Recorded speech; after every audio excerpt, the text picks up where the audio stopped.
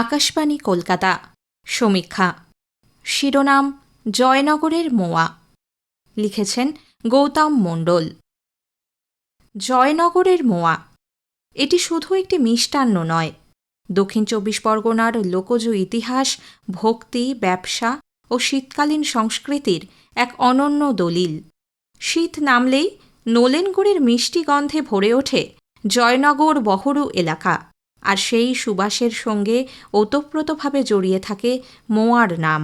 লোককথা ও ইতিহাসের মিশেলে গড়ে ওঠা এই মিষ্টান্ন আজ জিআই ট্যাগপ্রাপ্ত হয়ে আন্তর্জাতিক স্বীকৃতি পেলেও তার শিকড় রয়ে গেছে গ্রামীণ বাংলার মাটিতেই। জনশ্রুতি অনুযায়ী জয়নগরের মোয়ার উৎপত্তি বহরু গ্রামের যামিনীবাবুর হাতে। বলা হয়, তিনি প্রথম নিজের ক্ষেতের ফলানো কনকচুর ধানের খই ও খাঁটি নলেন গুড় একসঙ্গে মিশিয়ে এই মিষ্টি তৈরি করেন। সেই মোয়া কোনো এক ধর্মীয় বা সামাজিক অনুষ্ঠানে পরিবেশন করা হয়েছিল। লোককথায় আরও বলা হয়, সেই অনুষ্ঠানে স্বয়ং শ্রী চৈতন্যদেব উপস্থিত ছিলেন এবং মোয়া খেয়ে অত্যন্ত সন্তুষ্ট হন। শ্রী চৈতন্যদেবের প্রশংসাই নাকি এই মিষ্টির খ্যাতি চারিদিকে ছড়িয়ে দেয়। যদিও এর লিখিত ঐতিহাসিক প্রমাণ নেই, তবু প্রজন্মের পর প্রজন্ম ধরে এই কাহিনী জয়নগরের মোয়ার সঙ্গে অঙ্গাঙ্গিভাবে জড়িয়ে রয়েছে। 19 শতকের শেষ দিকে এসে মোয়া পায় তার ব্যবসায়িক পরিচয়। আনুমানিক 1890 সালের আশেপাশে বহরু গ্রামের পূর্ণচন্দ্র ঘোষ ও নিত্যগোপাল সরকার নিয়মিতভাবে মোয়া তৈরি ও বিক্রি শুরু করেন। তাঁরা মূলত বহরু থেকে জয়নগরের হাটে মোয়া বিক্রি করতে আসতেন। ধীরে ধীরে ক্রেতাদের কাছে এই মিষ্টি জয়নগরের মোয়া নামেই পরিচিত হয়ে ওঠে। 1929 সালে পূর্ণচন্দ্র ঘোষ ও নিত্যগোপাল সরকার জয়নগর বহরু এলাকায় স্থায়ীভাবে মোয়া তৈরির দোকান স্থাপন করলে এই মিষ্টির বাণিজ্যিক ভিত্তি আরও মজবুত হয়। জয়নগরের মোয়ার অনন্যতা তার উপকরণ ও প্রস্তুত প্রণালীতে।